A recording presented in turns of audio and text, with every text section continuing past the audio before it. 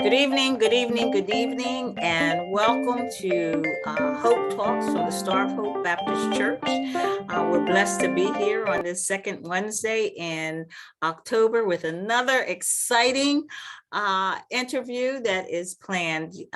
We know that Hope Talks is our opportunity at Star of Hope to stay plugged into God, plugged into one another, the issues of the day. So we are just glad to be here for this occasion. We always want to open up in prayer. So please, let's look to the Lord. Father God, we come to you one more time, thanking you for taking us through another long day. God, for many of us, it involved work and it involved all kinds of things, some things good and some things that didn't feel so good, but God, by your grace, we are here at this moment. Lord, we pray that you would open our ears and open our eyes and open our hearts so that we can learn what it is that you have for us. God, we are convinced that you are always leading us to higher levels and in you and better ways to live our life. So we are grateful for those that you sent our way tonight to help us to lay hold of that. We pray for Brian Williams and Jonathan Hurd as they lead us in this discussion tonight. In the name of Jesus Christ, we pray, amen. Amen. And tonight, of course, those of you who have gotten the message know that we are talking about everything real estate, all about real estate. And we can see from the questions that we're looking at it from different angles. We're looking at it from the perspective of those who are interested in investing, from those who are looking to buy their first home or to sell their home. Everything real estate. That's what we're here to find out tonight. And so we're so glad that we have with us Jonathan Hurd, who is an assistant vice president, credit analysis and commercial loan officer. I think that we can consider him a successful businessman and one who represents well. He is active in the church, getting ready, by the way, to launch a new ministry for young boys ages 6 to 12. We might as well get that plug in, Jonathan, on the 23rd. It's by Zoom.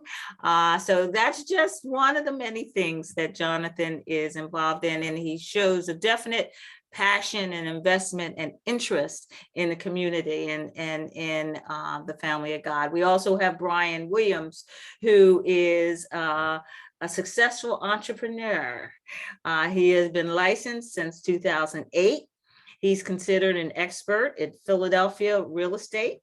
He's not only licensed to as a realtor, but also an agent, by the way, with Caldwell Banker in Old City.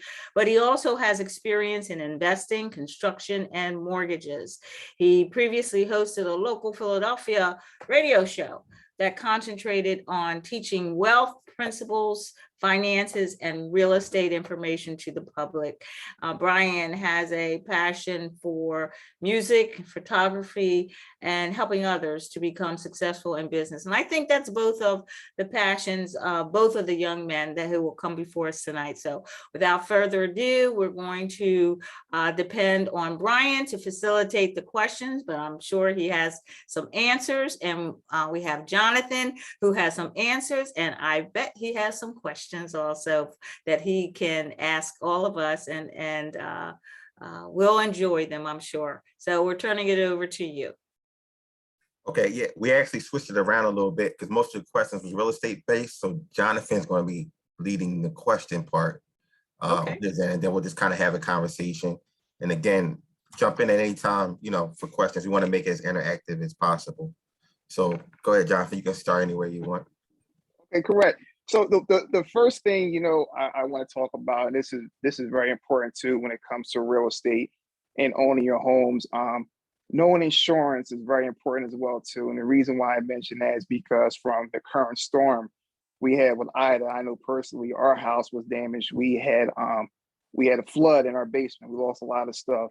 And I think it's very important too from a homeowner's point of view to know about what insurance is, because again, if your house is not in the flood zone, some insurances, they'll say you're not in the flood zone, they're not going to cover it. So It's very important too, and Brian as a realtor can explain to you that, the fact is when you're going to view a home, just make sure you basically look at certain things because in my home, we have a sub pump, but with so much water coming in, our sub pump can handle it. And fortunately, on our policy, it covered that. So that's very important too, when owning a home, that you definitely take a look at your insurance policy.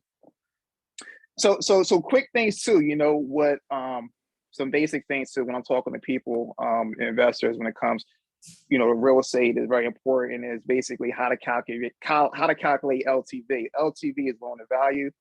Basically, that is basically your loan balance, divided by the value of your home. And it also could be CLTV, which is the combined loan value of the home. That could be that you could have a second mortgage on your home. That could be a home equity or line of credit. So basically, it's very important to, know those things as well. Another quick thing is the fact is I deal with like a lot of real estate flippers. What flippers do is basically they buy properties cheap, fix them up and sell them, And one thing I tell when it comes to flippers is if they do anything on the commercial side, we have something that's called a 5-year prepayment penalty. So, if you pay the loan off in the first year, there's a 5% penalty on that. So that's not really our appetite when I come to flippers, but basically once we get in that, we can talk about that. One good thing too, another thing is, and Brian will reiterate the fact is new areas when it comes to lending, and I also call it AKA gentrification. That's basically areas that investors look at that eventually that people start buying real estate cheap, and basically move out people that's already in the neighborhood. And what they do is start making the home values higher and also property tax higher as well too. So that's something definitely to beware of when it comes to certain areas that investors are basically looking at. Brian, I'll let you go. And I'm ready. Let's just jump into the questions because okay. Yeah, okay. Okay. And real quick, let me just basically go over some kind of loans as well too. So the first kind of loan is a residential loan. A residential loan is basically a conventional mortgage. Any loan up to $548,250, that's considered conventional. Anything over that loan amount is considered a jumbo. Jumbos come at a higher loan amount. Basically, if you live in New York or California, basically by law, the government ups the loan amounts in those areas because a lot of values are higher there. So anything over that is considered a jumbo loan. Another kind of loan in a residential is called a HELOC. HELOC is a home equity line of credit. Basically, that's the equity of your home. That you have a line of credit that's liquidity that's available that you can basically use. Another one's a home equity. A home equity is a loan fixed for the amount of money that secured by your home that you basically, take out the equity for your home. One thing I talk to clients about when it's come to applying, one thing is very important. You want to make sure you have a good credit score. Good credit score means you get a better interest rate. The next thing is you want to have 2 years of consistent employment. We don't want to see you jumping jobs because that's telling us, that you're not going to basically, repay your debt. One thing we look at is 2 years tax returns. You want to monitor that. If you're self-employed, additional information might be needed because basically, we want to look at basically K1s of your tax returns. That could be like other businesses that flow through your tax returns that we want to look at. We also might ask for a profit and loss statement as well too. Real quick, while you touching on that, for business owners, I know it, and you probably see it too. An issue is that a lot of people write off a lot of losses on their business, so they don't have to pay a lot of taxes. Which, when it's time to purchase a building or a home, you basically didn't make any money. You didn't pay the taxes. You made money, but they wrote everything down to the taxes. But there's no income for you to move forward to show that they made a profit to actually pay for whatever they're trying to buy. So that's a real key and a real issue that comes up all the time. That is correct. That is correct. Basically, too, from a lending standpoint, again, you don't want to see negative cash flow. That's a red flag right there. Another quick thing too, one thing I discuss with people is very important too, because we rely on a tax return, which is a legal document. A lot of methods of income that we use to get a person qualified. We look at W-2 income. We look at pension. We look at Social Security. We look at alimony. We look at guaranteed payments for your business. That's basically, if you have any kind of business and, basically you see this from like a lot of doctors and attorneys, basically their business gives them a large amount of money, that could be quarterly per year. And basically that's, income that basically we use to get a person qualified. Another thing to get a person qualified is capital gains. Capital gains is basically when you sell a property, and that can be, your net profit from the banks who sell the property. So we got to see that consistently. We only see a year that's a red flag. At least about 3 years to basically see that. Another thing is rental income. You own a lot of rental properties. That's another way of income to get qualified. We look at dividends. Basically, dividends when you have stocks and shares. Basically, that's reported on your tax returns. That's considered as income. Interest. You can have checking accounts or stuff. That's a lot of people use that as well too, to get qualified. IRA distributions. Basically, I see like a lot of older individuals that we have, they have like a lot of high IRAs, and basically by law, by the IRS, at a certain age, you're required to take an RDM. That's required minimum distribution that you had to take out by law, and that can basically help you, get financially approved as well too. So let's take it down to tree trunk level, as they say, because we said a whole lot. Trying to get through, we got a little bit of time. Went over there. A lot of people heads. So I see one question in the chat, which is what is considered a good credit score right now? Anything over 740 and above is considered a good credit score. Okay. But one thing too is the fact is, even with, just say for example, if your credit score might be 720, that might raise your interest rate by 1/8. Basically, which say if you go for a 30 years at 3%, just add 0.125 as an eighth. That's not going to make or break the deal. But again, the best credit score, you get the best interest rate. Yeah, and then I have a question was, people ask if they don't have a good credit score, what can they do? So I know on my end, because I deal with a lot of residential, there are programs that basically you can go 680 and up. 680 and up, you can get a loan basically. And like Jonathan said, your interest rate would just be different. And I know some lenders that will go, they lend all the way down to a 580. If you have some cash in the bank, you can still get a loan somewhere. It just will cost you more and you'll pay a little bit more. But I've seen deals go through as low as 580, but around 680 and up is where you want to be considered credit worthy, as far as purchasing a home or a building.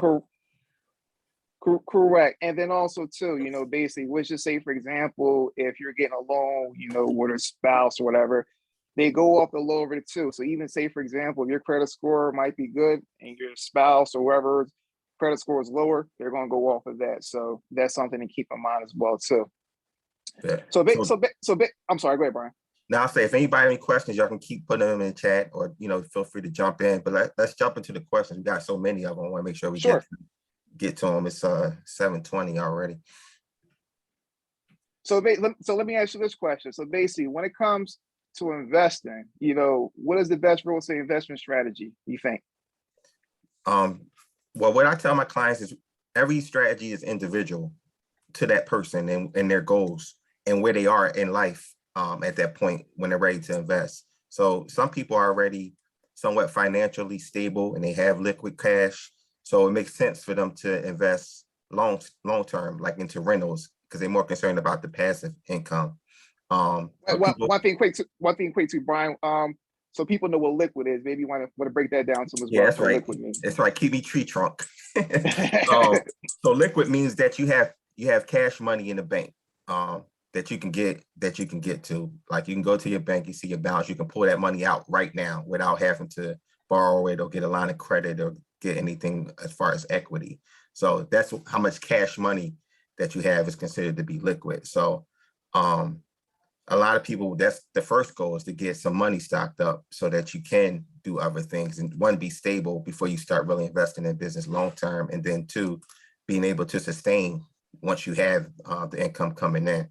So back to the question was, so the strategy really depends on that person and where they are and what they're trying to accomplish, at that point. So there's no one way to skin a cat. Some people like to do right now the BRRR methods, which is they buy, they repair it, fix it up, then they refinance it, and pull the money out, and then they rent the property and then they go to the next one. So a lot of people are using that method right now, but those are a lot of times those people that's already established or already has a good foundation with their financing.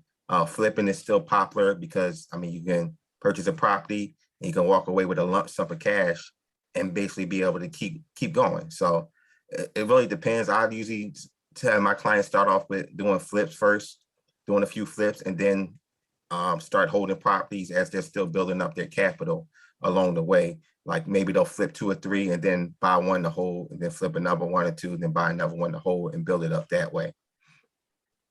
Got you, got you. So here goes another question. You know, from a real estate agent, you know, how do you find a profitable investment property? So in Philadelphia, since that's where most of us are, except for Corey. I see Corey just logged in. It's a really tight market. So you kind of have to have relationships in the area. That's one way, just relationships with people knowing that you're involved in the property. Like I get a lot of emails like every day for properties that's not on the market. And I have a lot of relationships with other agents. So I get calls, say I'm about to put this property out because they know that I deal with a lot of investors. The second way is something called wholesaling. So or from wholesalers. So wholesalers they go out and do all the hard work for you. They go knock on doors, put up flyers, get lists, do all the calling to try to find people that want to sell their homes, or sometimes it's a state. So they'll do all the work and then they'll put that property under contract under them. And then they'll go out and then they'll resell the property back. And that's another way you can make, that was one of the questions, make money in real estate without any money. But that's something that they do because they don't have any money. They're just working off of paperwork. And they normally have a good amount of properties because a lot of people just do that full time. They just go around, just constantly hunt for people all day to sell properties. The other thing is to be flexible. Right now, Baltimore is a great spot to invest in. You can find properties in Baltimore right now.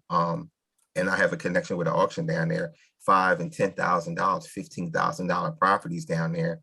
And that area is going through what you were saying, gentrification down there. And they're building a NASCAR racetrack down there and a bunch of stuff about to happen in Baltimore, but you can still get properties down there, $10,000, $15,000, $20,000, which is unheard of up here. You might have to spend $100,000, $75,000, $100,000 to get something that you can actually invest in and flip up here. So you just have to be flexible, really, and kind of have somebody that knows the market to be able to guide you, basically. But correct. And one thing I see is a lot of people, investors in New York, are coming out here to buy like a lot of property because, you know, say for example, you see a property like 500,000-600,000.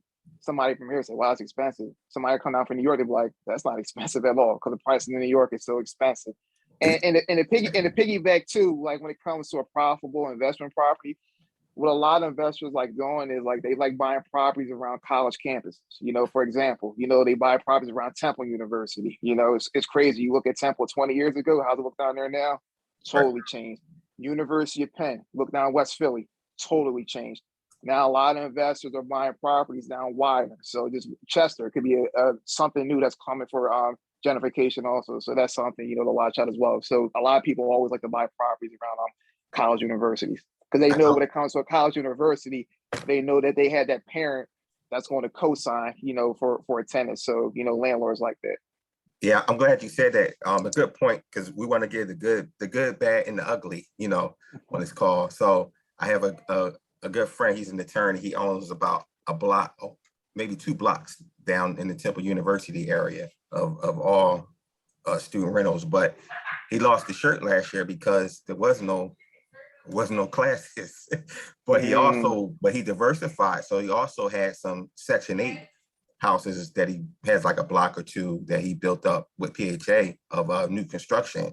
So the government money continued to come, and the college was no income there. So you definitely want to diversify and make sure. So since we want college rentals, there's also some pitfalls to it because I've seen both sides of it. So with college rentals, you get a high turnaround because everybody wants the newest housing, you know, that whatever's going on, somebody's always going to build something newer than yours. They move around a lot. And a lot of the kids, there's a lot of maintenance with it because you're dealing with a lot of kids And some of them don't even know how to change a light bulb. They're so spoiled. They actually will call maintenance to change a light bulb in there. So you spend a lot. So it's always pros and cons to whatever you do. It just really depends on what your tolerance is and what you feel like you can deal with or manage. Some people don't like Section 8 housing, which is, so those who don't know, which is basically government housing. The government pays the landlord guaranteed rent. The tenant pays the remaining balance if it is any remaining balance, but you have guaranteed Small money. percentage. Yeah, A small percentage they play. really small. Some people $10 a month, $50 a month. I've seen as low as, but the government basically guarantees that rent check to the landlord for however long that lease is. So those are two different types of rental properties: university areas and the government housing. Got you. And this next question is real estate investing easier if already own the property. And before you answer that question, let me just say this. And when it comes to investors, one thing my clients always tell me when it comes to their properties, they always treat they want to make sure that their property that they want to live in also too. Because if you treat a property that you want to live in, you're always going to get high cash for that property. So that's the tip right there when it comes to investors that's looking to rent their properties. Because again, you only get what you pay for. So that's a little tip right there. But this I'm sorry, what you were gonna say, Brian? I'm sorry. No, I say absolutely. You're right. So the next question is real estate investing easier if I already own a property? If you own your personal property or another income earning property. Either or. Well, they say you should start with owning your own property, or what I tell a lot of younger people is your first property should maybe be a multi-unit property that you purchase, and it kind of does both. It cancels out your expenses, hopefully your own rent for it, and you may make some money, but it frees it up, and that then as you grow or get married, you move out of that, and then that's your first rental property. Then you go buy another property, for your family. But when you're single, even just young starting out, I wish I would have did it that way when I was younger. But that's really the route to go if you do that. So purchasing maybe just a 2-unit. Let's say the mortgage is, I don't know, $800, $1,000 a month. Let's just say, and you charge the person upstairs that $1,000 a month rent, which is like market value in Philadelphia, and you basically don't pay rent. You're only paying your utilities, and now all your money can go to what you want. You can save it or save it to go buy another building somewhere else and invest in that. So, got you. Now, let me ask you this question: how can somebody learn about real estate investing? Call me. It's like, no, the main thing is getting somebody that because there's a lot of systems and a lot of training and stuff out there. I mean, some people are just out to just get their money. Some of it is true, but finding a true mentor, like I know you have a guy that was on one of the Hope Talks that lives in Frankfurt. Somebody's going to really give you the real and not just trying to get rich off of you, getting information from them and just guide you. That's somebody that's well-rounded and with, connections. Don't listen to the people in the barbershop, all their real estate tips. Really get somebody that knows and understands, or at least can get access to those that have the knowledge to what you need. It has some vested interest in you. It's better when they have some vested interest with you. And I saw another good show, regarding this question is to watch it. If you ever watch HGTV, watch the show Flip and Flop. I think that's a really good show. But basically, I mean, that guy is really smart when it comes to flipping property, investment properties. Mm-hmm. And okay, so my next question is, how do I find the right tenant for my rental property? That's a good one. It's really no way. It's always going to be a roll of the dice, honestly. Because you have people that look great on paper, from the front end. You're like, this person got great credit.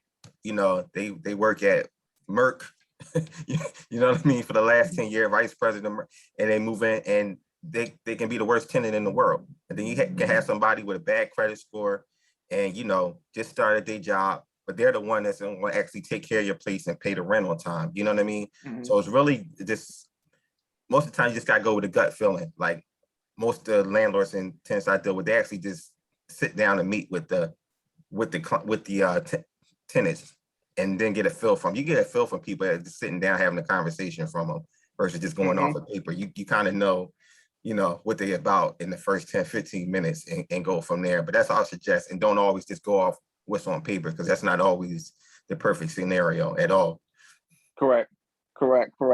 And the next question is, how would I determine the rent, to charge for a property? And once you say something, I'll put a little, little tidbits in there as well.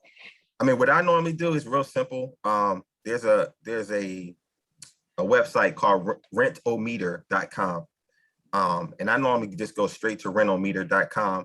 It allows you to put the address in of the property, you plug it in, put the amount of rent that you want to charge or that you're thinking of charging, and then it'll tell you where you are on the rental meter, if you're close, if you're high, or if you're in the medium range of it. And it'll give you a ping of every property in that area and what it's renting for. You can see it like right on the map, and it takes like 2 seconds to do. So if you're trying to do $1,500 in rent, but you see everything around there is $895, $900, and it shows on the rent meter that you're on the high end, and you know that you're too high. But that's the best tool out there that I've seen. I don't tell my clients that. That's a big secret.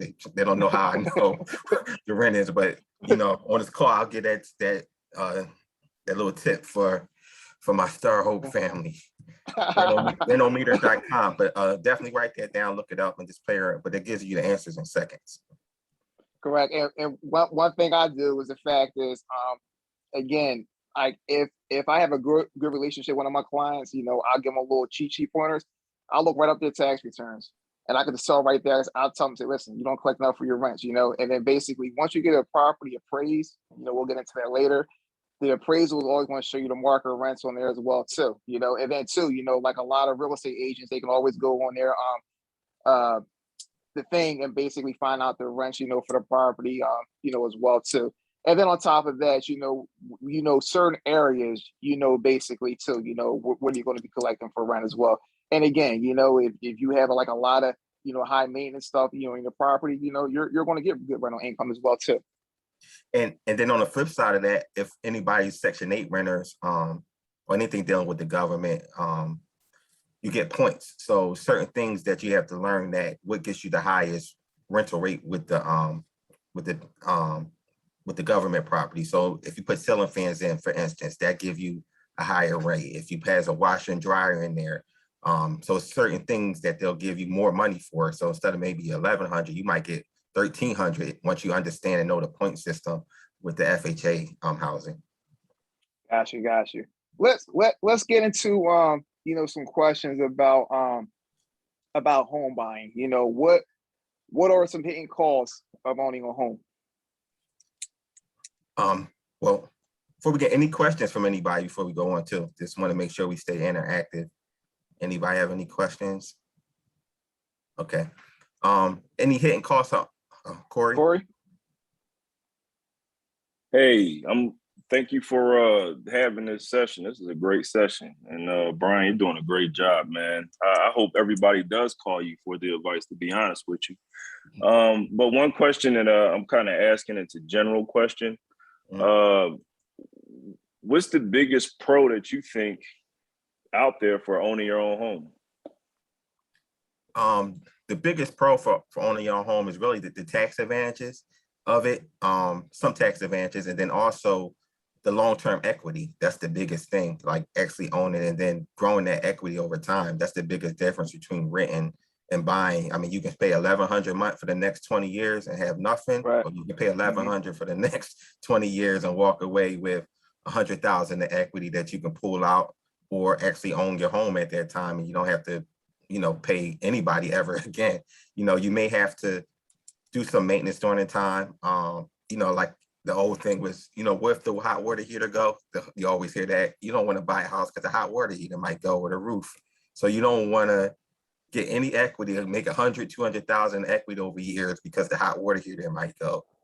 This doesn't make sense. But that's the pros and the cons. There's some maintenance over time. There will be some money you have to put out, but the long term of the equity is powerful, especially when the market increases. Over time, some people's houses go up 50, 100% from when they bought it. So it's actually a way to create wealth and not even knowing it just by paying, paying in your mortgage. Yep. And one thing to piggyback on that, the fact is, again, it's totally up to the customer. But I see all the time, a lot of my clients, what they do is when their homes are paid off, what they do is that they cash out on their primary, and basically when they cash out on their primary, use their proceeds to go buy the second home. The second home is either going to be in Florida or down the Jersey Shore, so that's what they do. And basically what a lot of them do is do 15 years. And basically the reason why they do 15 years, because with a 15-year mortgage, you can dip back in your property early if you want to refinance again. If you take out a 30-year mortgage, it's going to be hard to try to refinance that property again, to try to pull any equity out, because most of your payments going to interest compared to principal. So again, if you have it, always tell people to basically, try to, pay more principal, towards it. Now again, that's one thing on the residential side is the fact there's no prepayment penalty on a residential loan. On a commercial loan, there is a prepayment penalty. So you just be aware of that.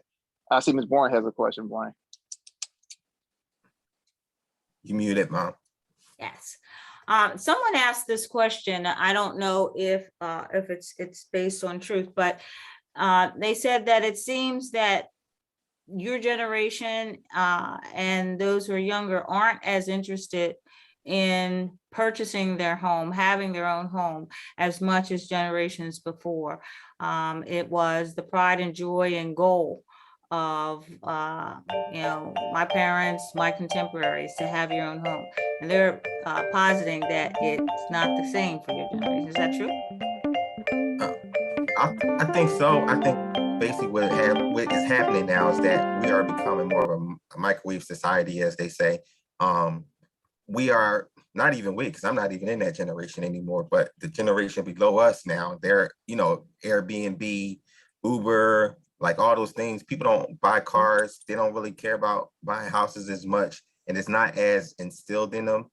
The long-term,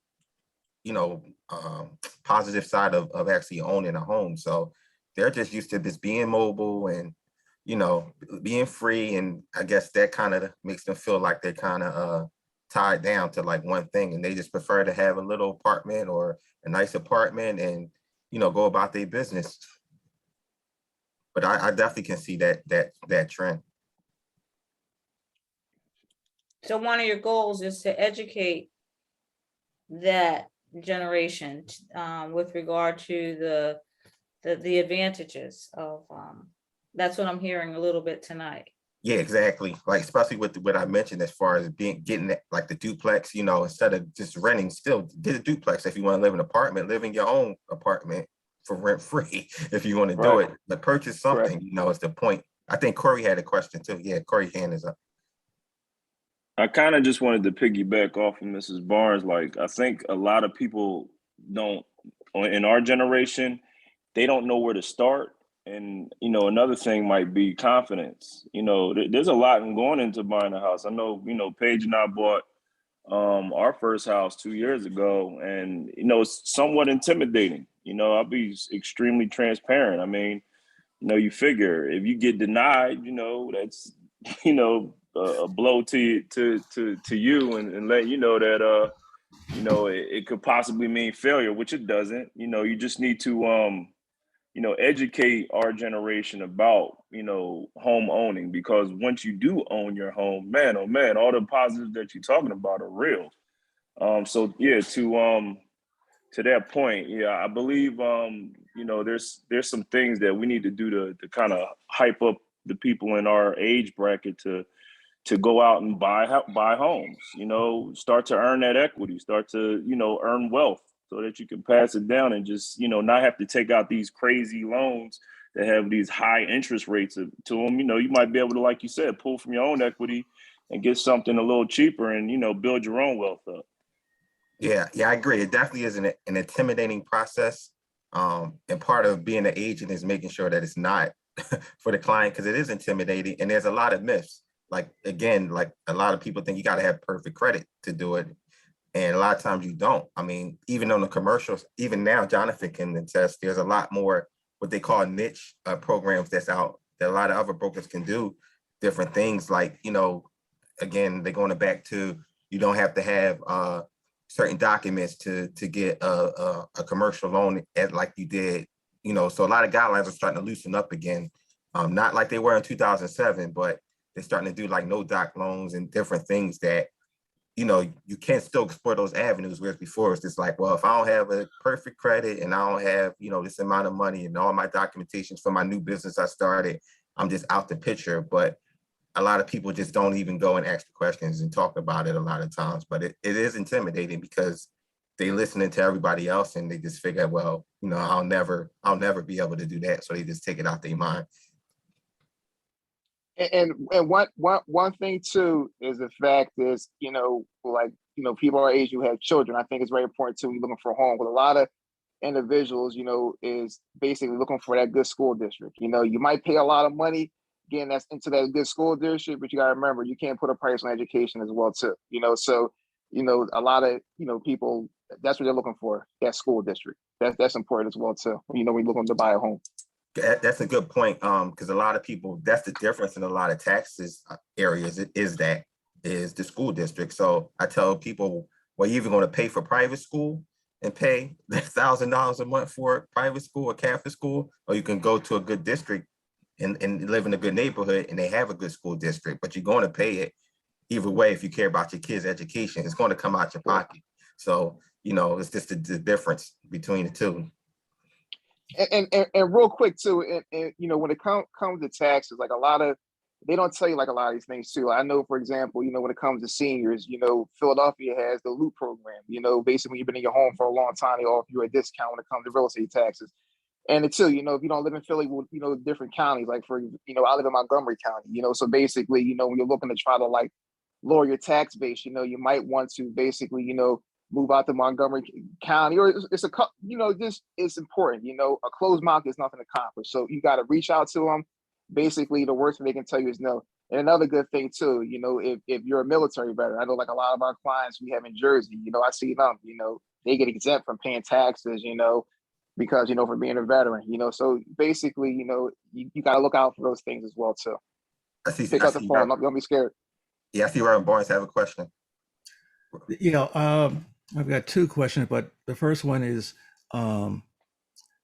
what's your opinion on the racial fairness of the credit score system, credit rating system?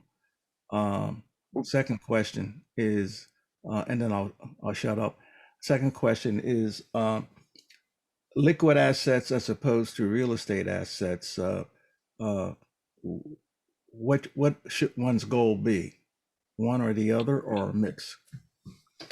Well, your first question is basically, the fact is when it comes to credit scores and everything, they can't redline you, basically, and they also report like a lot of stuff to home that they report to the government. Listen, if you feel like you're not being treated fair, talk to their lender, report them and everything. That's one thing they can't do. They can't discriminate against you. Thank Obama. Obama put like a lot of laws in effect that they can't discriminate against you. And back to the thing is, I tell people all the time, when it comes to real estate, the fact is, like the acronym CREAM, cash flows everything around me, having liquid access, very important, for that, one thing banks might also do too, the fact is, when it comes to lending, just say, for example, if from a real estate perspective, they might ask you to like, blanket a property. Blanket a property is you more properties you have, you blanket that property with the mortgage, so that helps basically, lowering your, your exposure as well too. But again, I just think it's important, you want to show liquidity as well too.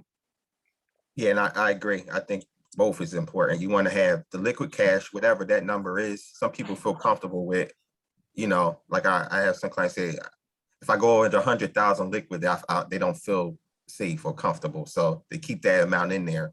Some people, it's as simple as 12 months of bills. I want to keep 12 months of bills in my account and I'll feel good about it. But you do want to get the appreciating asset, meaning something that's going to continue to make money or increase over time, which would be the real estate. So you want to do both. You want to have a liquid base to cover you, and then you want to have something that's actually going to make some money and put your money to work. So in the best way, one of the ways you can do that is in real estate to let your money grow. So And then we have another question in the chat room. Are there special programs for certain people and professions, firemen, policemen, teachers, out there for people who are credit risk? You might can answer that, Jonathan. I know there were some real estate programs as far as for teachers at one point in Philadelphia that they had, and they do have some for city workers like firemen where they can get if they lived in certain areas because they have to work in the city, stay in the city. They gave them big breaks on certain housing at one time. But you can ask that from the financial side. You may see it.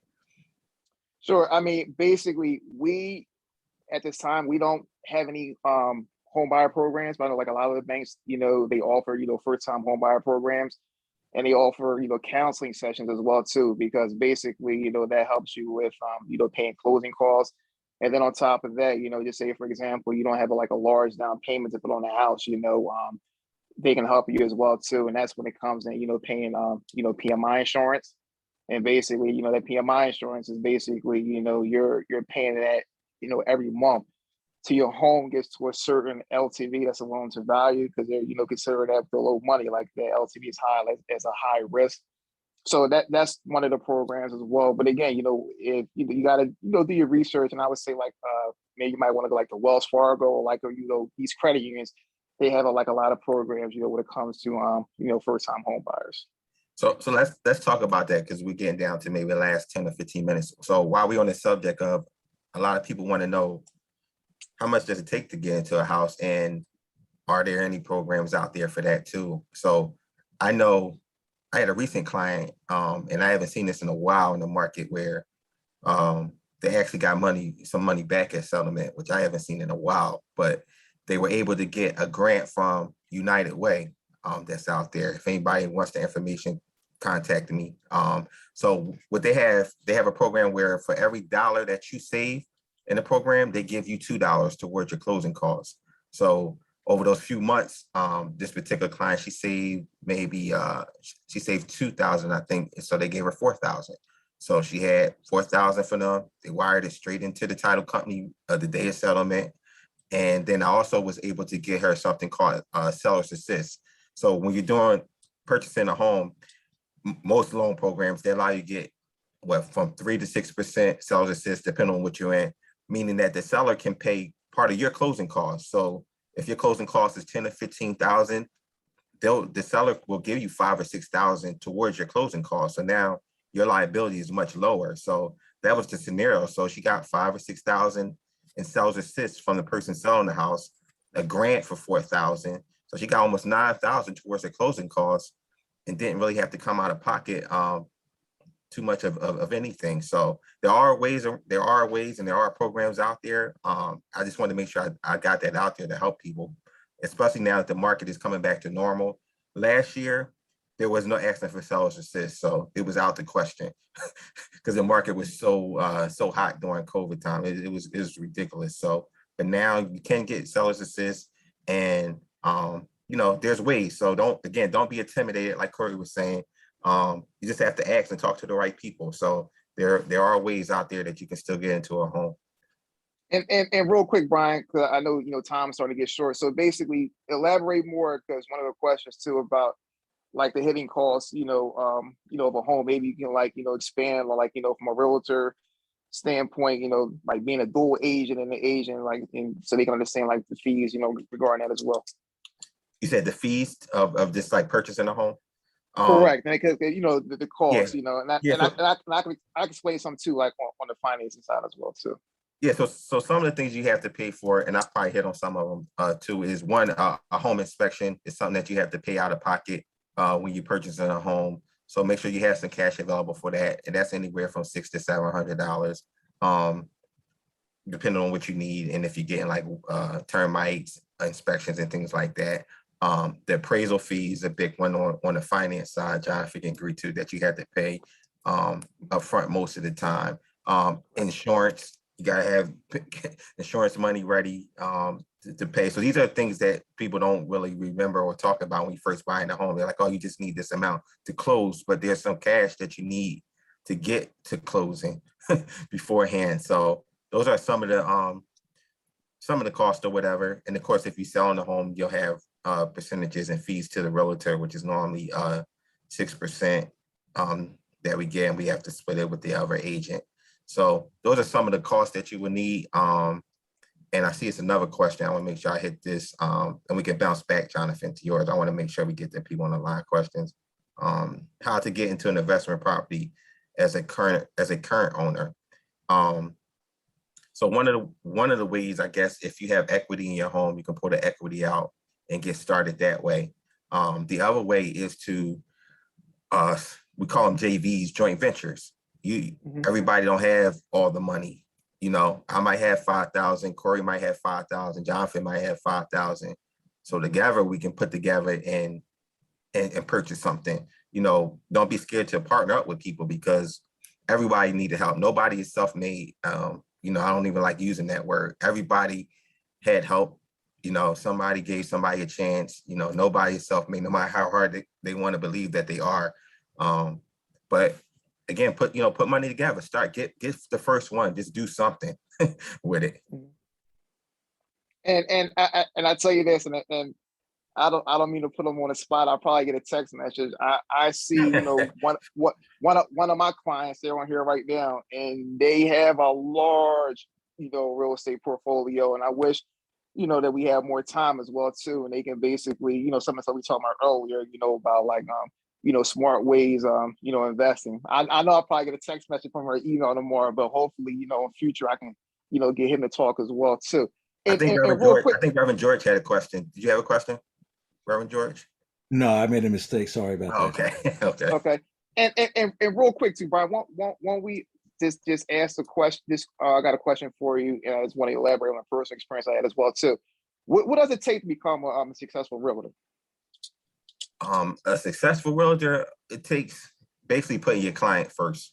You know, most of the time, you have to, well, all the time, put your client first. You can't chase dollars in this business, and you have to treat the $100,000 client the same way you treat the $1 million client deal. You know, even though you're getting paid less, you have to make, you know, put it in. The bottom line is you want to make them happy, because what does happen is that $100,000 client will refer you to the $1 million client. So you treat them the same, because you never know what that may lead to, and just build a genuine relationship and have a genuine interest in making that person happy, you know, finding them home or making that investor like successful, you know. And it, you know, that's the method that I try to use. Just, you know, put the client first, you know, put the money aside. You know, you're going to make money. You're going to make some money on some deals, a lot on others. But if you keep everybody happy, you know, you'll continue to have business long term over the years. Correct. And it piggyback on that as well too, you know, making people happy. I think in this industry, having relationships is very crucial, you know, space, you know, like I have a lot of relationships with attorneys, insurance agents, you know, title companies, accountants, because again, you're basically, we're all in this together. I mean, like you're always referring somebody like to basically, you know, to clients and everything. And, you know, one good thing that Brian mentioned was, you know, getting back to people, you know, as a realtor is very important. You know, I want to share, you know, experience, you know, when me and my wife bought our house, the first realtor we had, you know, was very laid back, not aggressive. Now we lost at least about like 3 homes, you know, so it's very important, you know, that you know, like you're on top of it, you know, because again, like right now, homes are selling for over their asking price right now, because again, like, you know, it's not a lot of stock that's out there. And you know, and real quick too, something is good for investors to have is a line of credit is good, because, you know, with a line of credit, you have the capital. Because so when something comes on the market, you know, cash talks. Because basically, if you're looking to buy a property, you know, to say, for example, you got like a lot of bidders, you know, you might be looking for financing, but when it comes to financing, you got to get appraised on that property. Which is, say, for example, there's major issues with that property. You know, the bank might say, okay, well, the appraiser told us A, B, and C, you know, we might not want to, you know, lend to this property. So, you know, just say, for example, you know, you're looking to flip or something like that. So that's one thing, you know, line of credits are definitely, you know, a good thing to have as well too. All right, so I'm gonna speed it up a little bit. We got about 5 minutes. So we got one question in the chat and how do you find out how much equity you have in the home? So one way would be to really call a realtor. They'll be able to tell you, get a comparable analysis report, and they'll tell you kind of what your home is worth. And then you would go see somebody like Jonathan and say, hey, and then you'll get, start the process and get an official appraisal at that point. But the first step is normally you can call a realtor. You can look at some of the websites like Zillow and stuff, but most of them are inaccurate, to be honest with you. But you should probably talk to a realtor, or, sometimes the mortgage people can also help you with that. But that's the best way to find how much equity. The other thing I wanted to make sure I had somebody asked on the question was, what does it take to become a realtor? That's a quick, easy question. Basically, you have to take your state license. It's 40 or 80 credit hours, I believe, that you have to take. You can take it online, which is fine. And that's pretty much it. You take the test, and then you sign up with a brokerage, and you become a realtor and start being on your way. Tony, you had your hand up. You had a question? Yeah, I guess the question's for Jonathan. I've been looking for a place so I can find to sell my ribs at. So the question is, what do you need to have in order to do that? As in credit score, money in the bank, business plan. Is there something else that you need besides that to secure a business loan? Well, I can tell you this right now. If you're looking to open up like a restaurant, that's one thing. Banks are very wary about lending to restaurants because it's a risk when it comes to restaurants. Just my opinion. If you're looking to buy a restaurant, to do that kind of business, maybe you might want to make sure there's some kind of like apartments or other retail components with that, because from a lending standpoint, that makes them feel a little bit more comfortable. But just basically just opening a rib shop, that's kind of risky. Or just say, for example, if you have some other properties or basically from your own house, use the equity out of that to basically, purchase that property. Or, for the time being too, for example, you might find a spot, that you might want to rent from, that you might gain a relationship with that person. This is something a lot of people do too. A lot of people do is a private mortgage. What a private mortgage is, basically, you might know a friend, and that friend might, spot you the money to basically go buy that. Then you and them have a mutual agreement, that you pay them as well. So that's something you might do. But, if you're just looking to just open a restaurant by itself, like a lot of banks, they're very skeptical of that because, again, like it's a lot of risk when it comes to a restaurant. All right, so one more thing I know I want to hit, because there's a couple of questions concerning, so I'm going to try to wrap it into one, which is it a good time to be a buyer or a seller, and when is it a good time to purchase? So the answer to that is that right now we were in a seller's market for the last year, at least for the last year, an extremely abnormal seller's market where houses were going for 10, 20, 30,000 or more over asking price. No sellers assist, people were cash, they didn't care, which is extremely rare. The market is now simmering down. Now a lot of people's money is dwindling back down because they don't have all the stimulus money that they had, and kind of uncertainty this in the market over the next year as COVID is winding down. So I'm seeing the market is coming back to normal now, or close to. It's still a good market for sellers though, but it's more of a normal market. Before it was almost obnoxious, getting 50,000 over your asking price for a house. So there's never really any good or bad time, honestly, because it normally will equal out. So when prices are high on houses, the mortgage rates are normally low. When mortgage rates go up, the price of houses normally go down on it. And there's no good or bad time. I've had my best week in real estate was the last week in December. I've had like 3 or 4 closings that week, which is supposed to be the worst week in real estate. So it's all just really myths. So it's really individual to you. So there's no good or bad time. It really just depends on people's circumstances. They say the hottest market is in the spring, supposedly, but I've seen some springs where it was slow. It didn't even pick up till the summertime. So they're all just myths. So, just move around and base it off of what you need and what you want to do, and, get with a good professional like myself or Jonathan to navigate you through the market and that understands what's going on. It's going to advise you in an honest, Christian way. And one thing I say too, listen, if it's a property that you want, go with your gut.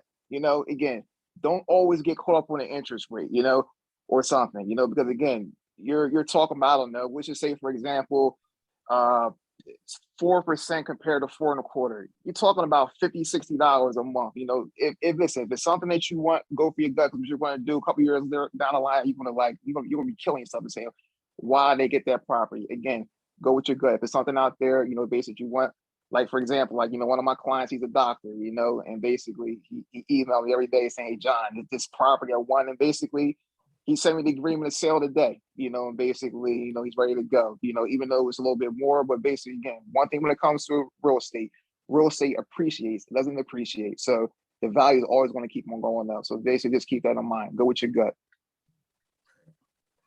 So it's 8:01, I believe, on my watch. Is that correct, Mother Barnes?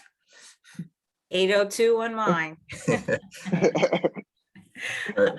But this was rich, and I am so grateful. My husband just came in behind me, and I said this easily could be 2 sessions because there's. I agree with you, Ms. Boris. I think Yeah, I was thinking that we got to do a part 2. It's still a lot of questions we didn't even get to. Yeah, Because it's a lot.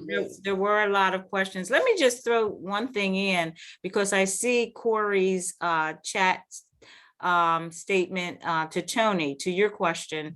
And actually, Corey is reflecting exactly what was in my mind. And that was the possibility of having a food truck. You were talking about some of the disadvantages of a restaurant and securing a loan. And, you know, that's something to think about. You know, when I saw his little picture there, the first thing I thought of was a food truck. So that's just something to say. But getting back to tonight's session, let me say that we're so grateful to you, and remind everybody there's been a lot said tonight. This they're going to put on YouTube, I am sure. Reverend George, Brian, probably within the week. It should be up so that you can watch it at your own pace over and over again. I don't think I'm going out on a limb by saying that both Brian and Jonathan would love to answer questions, so that you can, any follow-up questions, pose them to them. And we will come back. We will have a schedule and work with these 2 gentlemen in getting the next time that we're going to discuss this issue, because evidently it is an on-time topic and it is a hot topic. I would love to get more of our younger people on, so that they also can hear and participate. So thank you, and we're glad for everybody who joined us tonight. Ms. Boris, and two quick things, you know, before we go, I just want to just mention this again. I just want to get 2 quick plug-ins. Is the fact is, again, you know, like Ms. Barnes mentioned earlier, Fellows Talks is next week. You know, so basically, again, you know, call the church. Again, you know me, give me a call. And then another thing we have coming up too, more details coming. We'll be having a blood drive, you know, coming soon as well too. You know, it's very important. Again, I know my mom went through a lot, you know, so I think for minorities, it's very, very important to give blood. So, you know, more detail to come. So also just keep that in mind as well. And also too, my last thing is that if anybody can call me, don't have to wait for the next Hope Talks. I'm around, you know, feel free to contact me. And if you don't, you can, my website is brianwilliamshomes.com. It's easy to remember. All my information is on there. It's very gratifying to see your level of investment in the community, and in you know, especially the young people who are coming behind you. And I think that's a sound biblical principle in operation. So we are thankful to both of you, and looking forward to ways that we're going to expand this. There's so much to some things to repeat and more things to say, so that we are looking forward to the next time. Okay. Are all hearts and minds clear? Is there any last comment or question before we close in prayer? Okay, let's bow our heads in prayer. Father God, we thank you. We bless your name, glorify you. God, we thank you for these two young men who sacrificed their time and the apparent investment and love that they have for your people and those who are not your people, God, as they spread the information that you have allowed them to gather. Lord, we pray for everybody on this line that they would have enjoyed and expanded from what they've heard tonight. And we are looking forward already to the next time. So we pray that you'd bless our hearts and our minds in the name of Jesus. Amen.